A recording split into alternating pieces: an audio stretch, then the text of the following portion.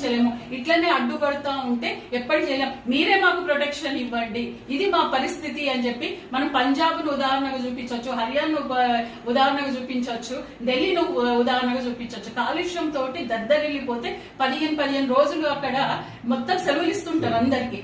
So ఆ పరిస్థితి మన హైదరాబాద్ తెచ్చుకుందామా?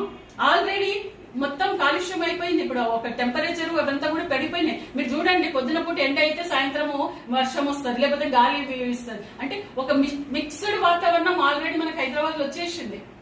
అంటే ఇట్లానే చచ్చిపోదామా? ఇట్లనే పోదామా?